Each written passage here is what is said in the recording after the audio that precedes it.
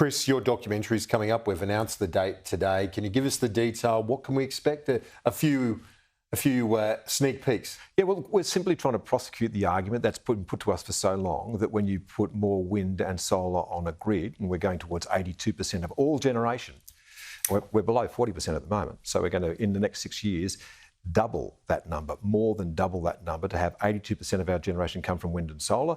The promise is that it will be greener and it will be cheaper. So we don't just look here, we look around the world to see where that actually turns out to be the case. And surprise, nowhere where you deploy wind and solar at scale and decommission the old reliable sources of power do you see the power of electricity, the price of electricity coming down. In fact, the opposite is true everywhere that is applied, because the dirty little secret at the bottom of the way that we do this generation is it cannot function. Wind and solar simply cannot function without a dispatchable source of power. That will be gas, and that will be gas for as long as the eye can see. That's the plan. And will it, I guess the question is, will it always be expensive? It will be expensive as long as gas is expensive, because the other thing people don't... So we need more supply of gas? We do, because when people talk about the price, the levelised cost, they call it, of power being very low when wind and solar is generating, when they're generating, that's true.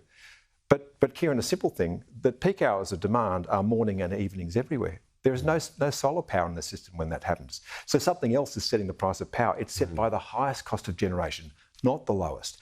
And as coal departs, more and more often, what's setting the price will be gas, or hydropower, or batteries. And if you look at the last quarter, so hydropower is $154 a megawatt hour. That's expensive.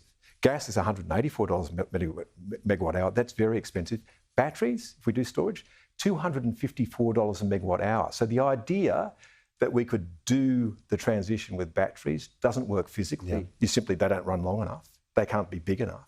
And they're very, very expensive. So the system that we're building isn't as advertised. It is a very expensive system where we have to plan for large portions of the time to lose 82% of our generation. How much backup do you think you need for a grid that's got 82% of its generation based on wind and solar? 100%. You need to build 100% backup to that system.